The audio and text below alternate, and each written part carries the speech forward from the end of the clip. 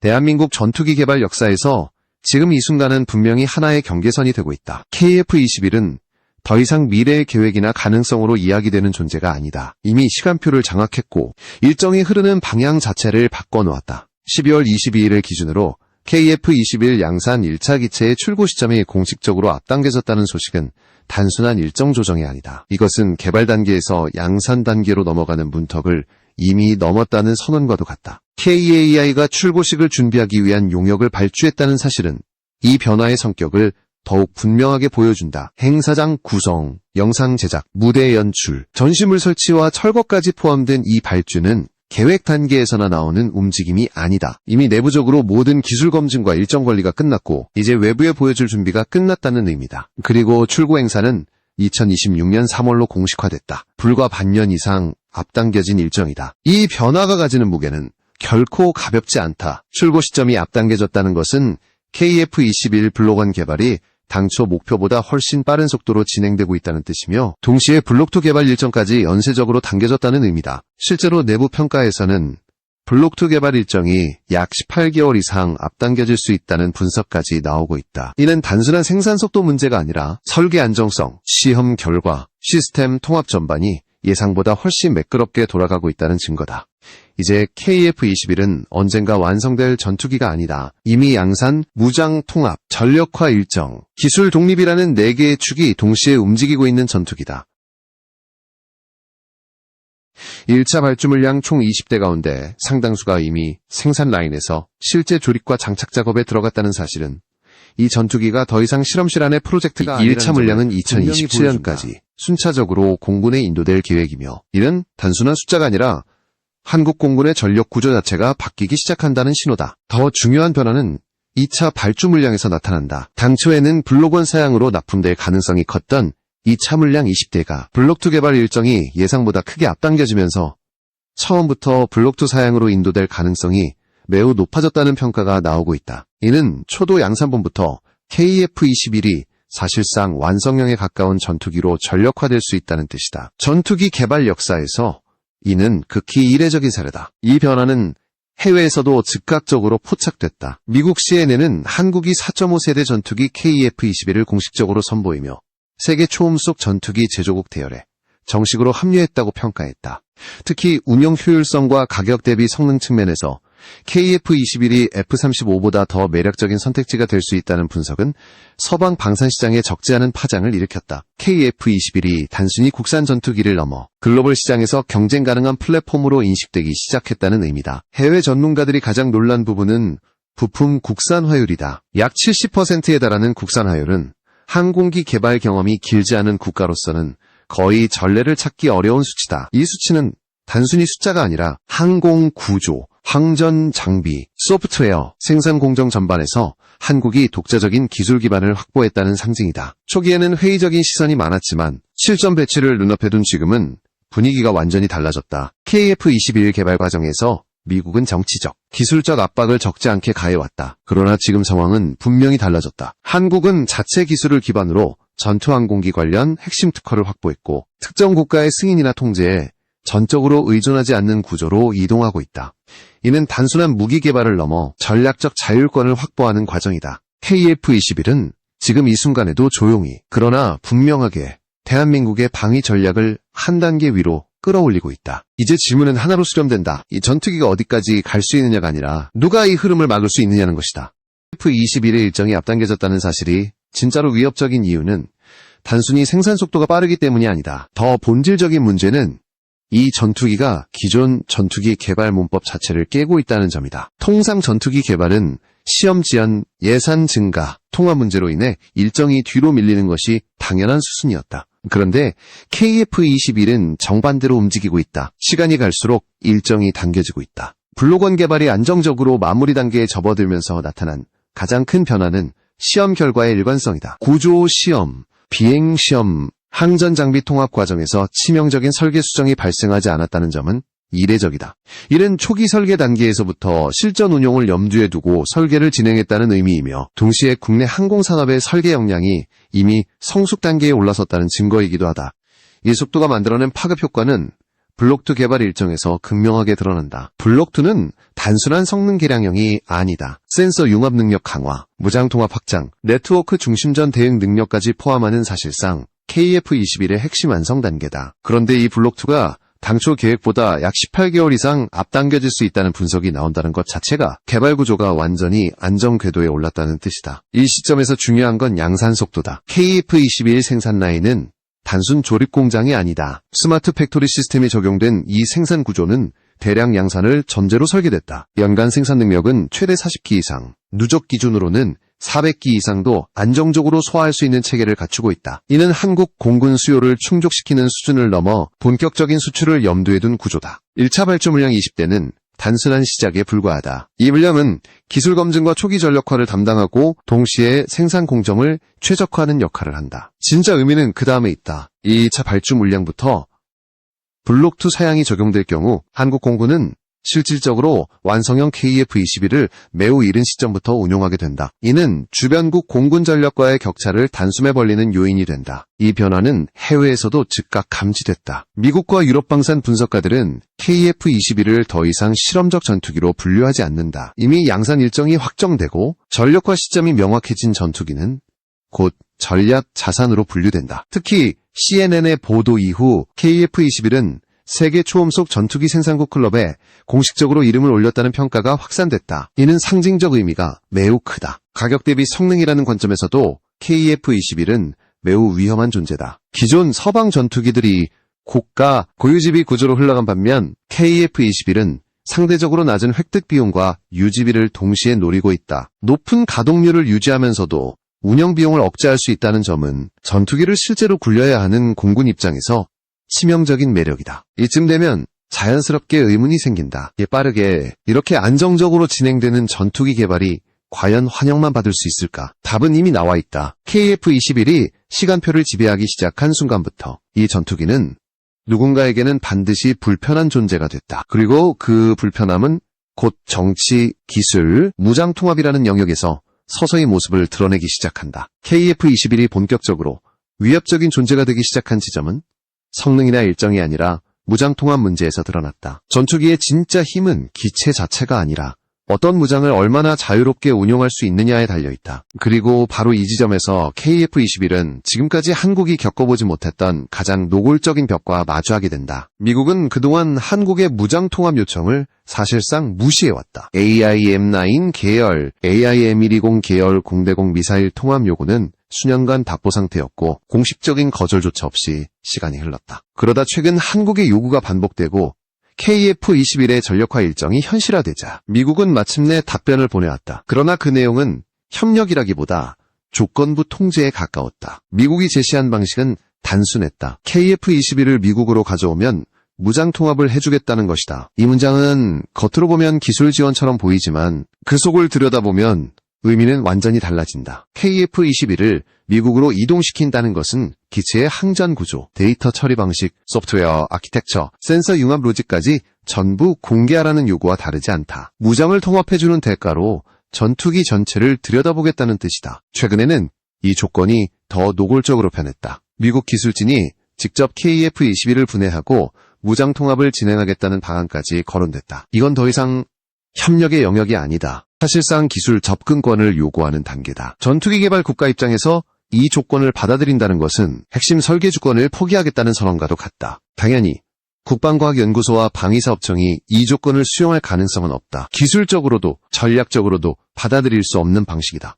그래서 이 상황을 이렇게 해석하는 시각이 점점 힘을 얻고 있다. 미국은 실제로 무장 통합을 허용할 생각이 없으며 조건 자체가 거절을 전제로 설계됐다는 분석이다. 이 지점에서 한국의 선택지는 명확해진다. 외국 무장 체계에 계속 의존하며 승인과 통제의 굴레를 반복해서 감수할 것인가, 아니면 자체 무장 통합 능력을 확보할 것인가. 그리고 한국은 후자를 선택했다. 국산 공대공 미사일 개발이라는 결단이다. 국방과학연구소는 KF-21에 탑재할 국산 단거리 공대공 미사일 개발에 공식 착수했다. 방위사업청 역시 이 사업을 정식 승인했다. 총 사업비는 약 4,359억 원. 전력화 목표 시점은 2032년이다. 이 사업에는 국방과학연구소를 중심으로 LIG, 넥스원, 하나에어로스페이스가 참여한다. 목표는 단 하나다. KF-21이 특정 국가의 승인 없이는 무장을 바꿀 수 없는 전투기로 남지 않게 만드는 것이다. 현재 KF-21 시제기들은 근접 공중전에서 IRIS-T, 중거리 공중전에서는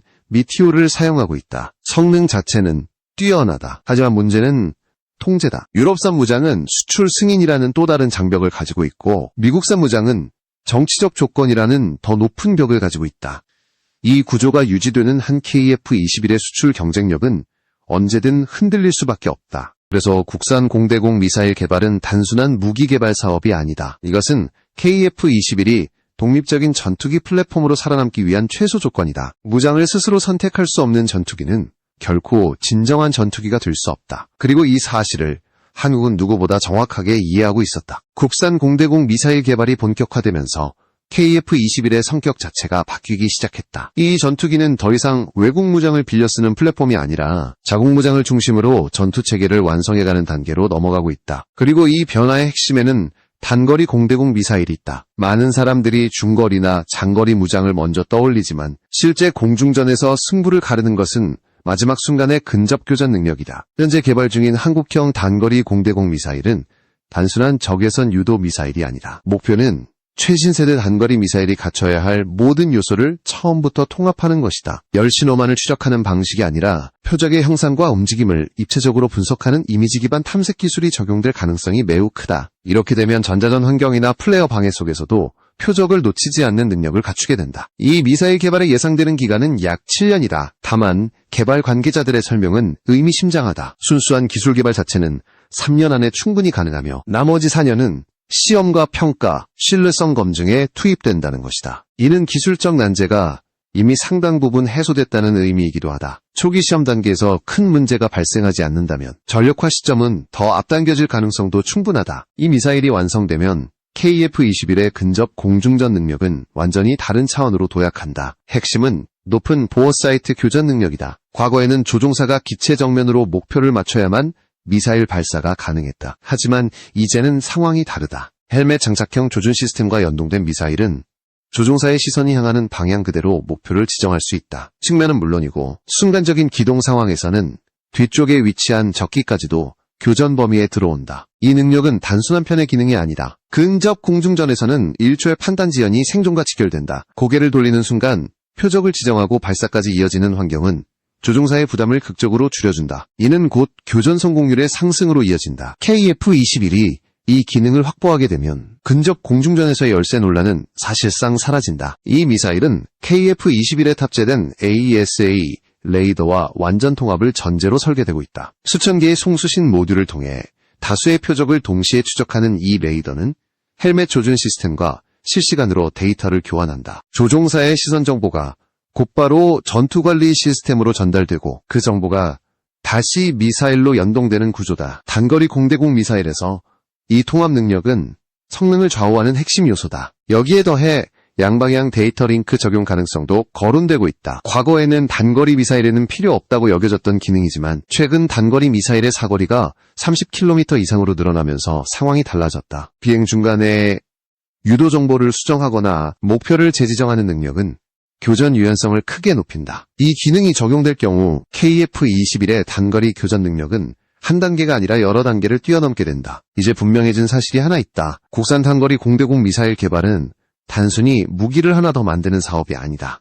이것은 KF-21이 공중전에서 누구의 승인도 필요 없는 전투기로 완성되기 위한 결정적인 퍼즐이다. 그리고 이 퍼즐이 맞춰지는 순간 KF-21을 바라보는 세계의 시선은 다시 한번 달라지게 된다. 국산 단거리 공대공 미사일 개발이 의미를 가지는 이유는 단순히 무장 하나를 확보하는 데 있지 않다. 이 무기가 KF-21의 센서와 전투관리 체계 전체를 다시 정의하기 때문이다. 전투기의 성능은 개별 장비의 성능 합이 아니라 센서와 무장, 조종사가 하나의 체계로 얼마나 자연스럽게 연결되느냐에 따라 결정된다. 그리고 KF-21은 바로 이 지점에서 결정적인 변화를 준비하고 있다. KF-21에 탑재된 AESA 레이더는 단순한 탐지 장비가 아니다. 이 레이더는 수천 개의 송수신 모듈을 전자적으로 제어해 여러 개의 빔을 동시에 형성한다. 그 결과 다수의 공중 표적을 동시에 추적하면서도 전자전 환경에서도 안정적인 탐지가 가능하다. 여기에 더해 이 레이더는 단순히 표적 위치만 제공하는 것이 아니라 전투 관리 시스템과 실시간으로 정보를 교환하며 교전 판단의 중심 역할을 수행한다. 이 레이더가 진정한 힘을 발휘하는 순간은 헬멧 장착형 조준 시스템과 결합될 때다. 조종사의 시선 정보가 실시간으로 전투 관리 시스템에 입력되고 그 정보가 곧바로 레이더와 무장 체계로 전달된다. 조종사는 더 이상 계기판과 레이더 화면을 번갈아 보며 목표를 찾을 필요가 없다. 고개를 돌리는 순간 표적이 지정되고 교전 준비가 끝난다. 이 과정은 생각보다 훨씬 큰 전술적 차이를 만든다. 근접 공중전에서는 기체 성능보다 인간의 반응 속도가 더 중요해지는 순간이 많다. 이때 헬멧 조준 시스템과 단거리 공대공 미사일의 결합은 조종사의 판단 시간을 극적으로 줄여준다. 이는 단순한 편의 기능이 아니라 생존성과 직결되는 요소다. 특히 고기동 교전 상황에서 이 체계가 제공하는 우위는 압도적이다. 여기에 양방향 데이터 링크가 더해질 경우 상황은 한 단계 더 달라진다. 미사일이 발사된 이후에도 전투관리 시스템은 표적 정보를 계속 갱신할 수 있고 필요하다면 목표를 수정할 수도 있다. 이는 단거리 교전에서도 전술적 유연성을 크게 높인다. 전자전 방해가 심한 환경에서도 교전 성공률을 유지할 수 있는 구조다. 이 모든 요소가 결합되면 KF-21은 단순히 좋은 전투기가 아니라 매우 완성도 높은 전투체계를 갖춘 플랫폼으로 변모한다. 센서, 데이터 링크, 무장, 조종사가 하나의 네트워크처럼 움직이는 구조다. 이 구조의 가장 큰 장점은 확장성이다. 새로운 무장이 추가되더라도 기존 체계에 자연스럽게 통합할 수 있다. 이 지점에서 KF-21의 전략적 가치가 다시 한번 드러난다. 특정 무장 하나에 의존하지 않고 자국 기술을 중심으로 체계를 확장할 수 있는 전투기는 장기 운용에서 압도적인 이점을 가진다. 이는 단순히 현재의 전투 능력 문제가 아니라 10년, 20년 후에도 경쟁력을 유지할 수 있느냐의 문제다. KF-21은 지금 그 기반을 하나씩 완성해가고 있다. 센서와 무장, 조종사가 완전히 하나로 묶이는 순간 이 전투기는 더 이상 비교 대상이 아닌 기준점이 되기 시작한다. KF-21의 수출 이야기가 본격적으로 현실성을 갖기 시작한 순간부터 이 전투기는 기술 문제가 아닌 정치와 승인이라는 또 다른 전장에 들어섰다. 성능, 가격, 일정만 놓고 보면 KF-21은 이미 충분한 경쟁력을 갖췄다.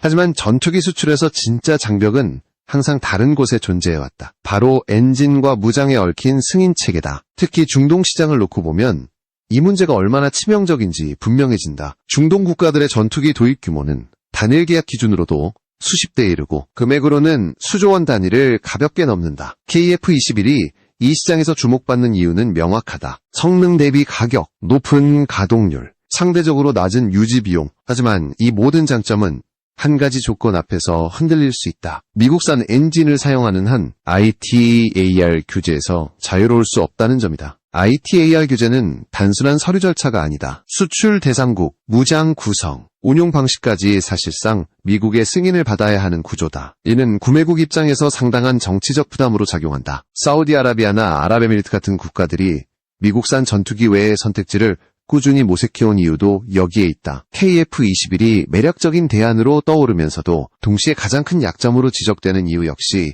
이 엔진 문제다. 여기에 무장 문제가 겹친다. 유럽산 공대공 미사일은 성능 면에서는 뛰어나지만 수출 승인이라는 또 다른 정치적 관문을 가지고 있다. 특정 지역으로의 수출은 제한되거나 조건이 붙을 가능성이 항상 존재한다. 결국 엔진은 미국, 무장은 유럽에 의존하는 구조에서는 KF-21이 아무리 뛰어나도 완전한 수출 자유를 확보하기 어렵다. 그래서 국산 공대공 미사일 개발과 엔진 전환 논의는 서로 분리된 이야기가 아니다. 이것은 하나의 수출 전략이다. 한국이 KF-21을 통해 노리는 것은 단순한 전투기 판매가 아니라 승인과 통제에서 벗어난 독립적인 전투기 플랫폼이다. 이 조건이 충족되지 않으면 아무리 많은 관심과 문의가 있어도 계약으로 이어지기 어렵다. 실제로 필리핀, 폴란드, 아랍에미리트, 사우디아라비아 등 여러 국가들이 KF-21에 높은 관심을 보이고 있지만 최종 판단은 항상 같은 질문으로 귀결된다. 이 전투기를 도입했을 때 정치적 제약 없이 원하는 방식으로 운용할 수 있는가? 이 질문에 명확한 답을 주지 못하면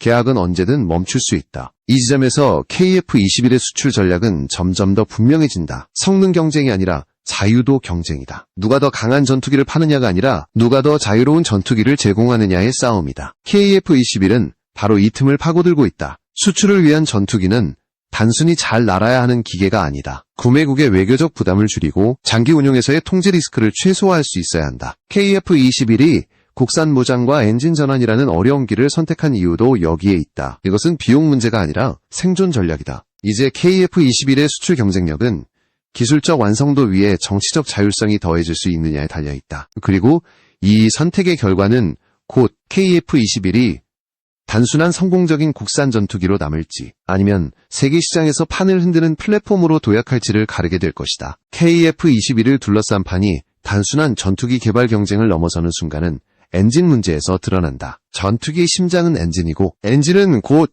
전투기의 정치적 자유도를 결정한다. 지금까지 KF-21은 미국산 엔진을 사용해왔고 이는 성능 문제가 아니라 수출과 승인이라는 보이지 않는 족쇄로 작용해왔다. 그리고 이 지점에서 뜻밖의 플레이어가 전면에 등장한다. 바로 영국과 롤스로이스다. 처음 이 이야기가 나왔을 때 많은 사람들은 의아해했다. 왜 롤스로이스가 이렇게까지 KF-21에 집착하듯 접근하는가? 전투기 엔진 경험이 부족해서도 아니고 기술력이 모자라서도 아니다. 오히려 반대다. 롤스로이스는 전투기 엔진 분야에서 세계 최고 수준의 이력을 가진 회사다. 그런데 KF-21 개발이 막바지로 접어들자 이들은 공동 개발이라는 카드를 들고 거의 사활을 거는 듯한 움직임을 보이고 있다. 이 행동의 배경에는 영국 내부 사정이 있다. 영국이 추진 중인 차세대 전투기 개발 사업은 일정과 예산 모두에서 불확실성이 커지고 있다. 완성까지 시간이 너무 오래 걸리고 그 사이 세계 안보 환경은 급격히 불안정해졌다. 영국 입장에서 언젠가 완성될 전투기가 아니라 지금 당장 전력화 가능한 전투기가 절실해진 것이다. 여기에 러시아 우크라이나 전쟁 이후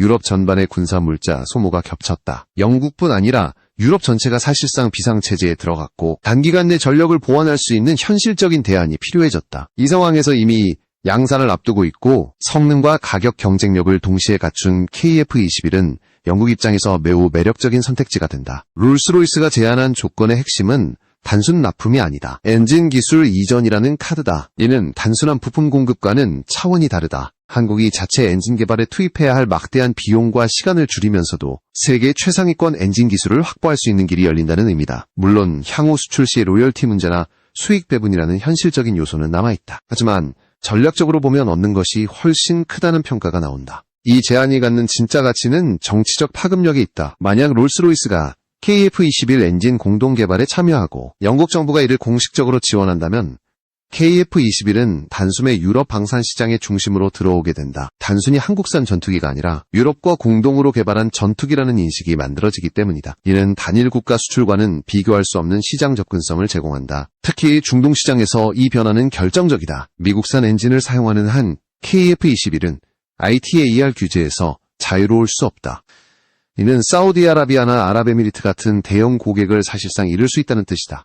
하지만 엔진 국산화 또는 유럽 엔진 전환이 이루어지는 순간 이 장벽은 크게 낮아진다. 한 번 계약이 성사되면 수십 대 단위로 이어지는 중동 전투기 계약의 특성을 고려하면 이 선택의 무게는 상상 이상이다. 이 지점에서 KF-21은 단순한 전투기 프로젝트를 넘어선다. 영국에게는 불확실한 미래 전투기 사업을 보완할 현실적인 해법이 되고 한국에게는 글로벌 전투기 시장으로 도약할 결정적인 발판이 된다. 이해관계가 정확히 맞아떨어지는 구조다. 그래서 롤스로이스의 움직임은 단순한 제안이 아니라 전략적 계산의 결과로 읽힌다. 지금 이 순간 KF-21을 둘러싼 엔진 논의는 기술 문제가 아니다. 이것은 수출, 외교, 군사 전략이 한꺼번에 얽힌 선택의 문제다. 그리고 이 선택이 어떤 방향으로 흘러가느냐에 따라 KF-21의 미래 위치는 완전히 달라지게 된다. KF-21의 이야기가 여기까지 왔다면 이제 남은 질문은 단순하다.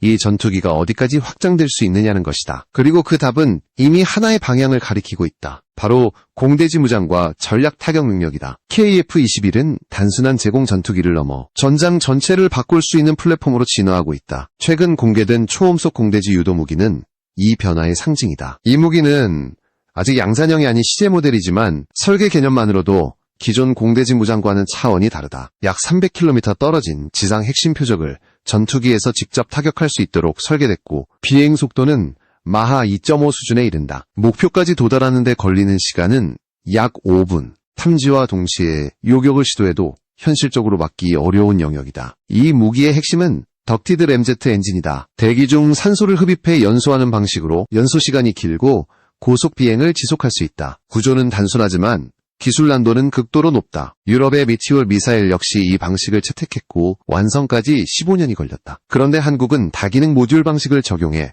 개발 효율성과 운용 유연성을 동시에 노리고 있다. 이는 단순한 추격이 아니라 독자적인 최적화 전략이다. 이 초음속 공대지 미사일이 갖는 또 하나의 의미는 플랫폼 확장성이다. 이 무기는 KF-21뿐 아니라 FA-50에도 탑재될 수 있도록 경량화 설계가 진행되고 있다. 이는 한국 항공 무기 체계가 하나의 전투기만을 위한 전용 무기가 아니라 여러 플랫폼에 적용 가능한 공통 자산으로 진화하고 있다는 뜻이다. 가볍고 빠르면서도 강력한 타격 능력을 갖춘 무기는 수출 경쟁력 측면에서도 매우 강력한 카드가 된다. 유도체계 역시 주목할 만하다. 레이더와 전자광학 센서를 결합한 복합 탐색 구조는 악천후나 전자전 환경에서도 표적을 끝까지 추적할 수 있도록 설계됐다. 이는 단순한 정밀 타격을 넘어 전략적 억제 수단으로서의 가치까지 갖게 한다. 이 무기가 완성될 경우 KF-21은 제공 전투기와 타격 전투기의 경계를 사실상 허물게 된다. 이 모든 흐름을 종합하면 하나의 결론에 도달한다. KF-21은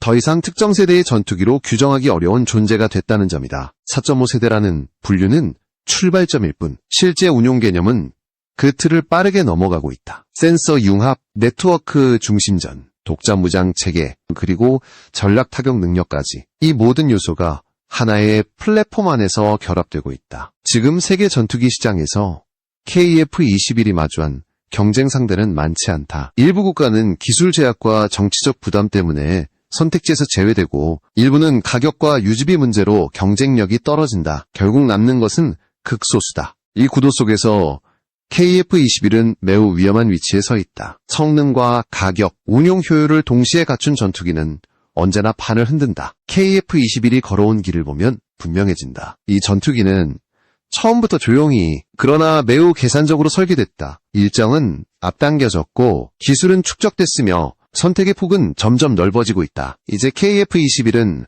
질문을 받는 존재가 아니다. 오히려 다른 전투기들이 비교 대상으로 불리는 기준점이 되고 있다. 그리고 이 흐름은 아직 끝나지 않았다. KF-21이 완성되는 순간이 아니라 완성된 이후 어디까지 확장될 수 있느냐가 진짜 이야기의 시작이 될 것이다.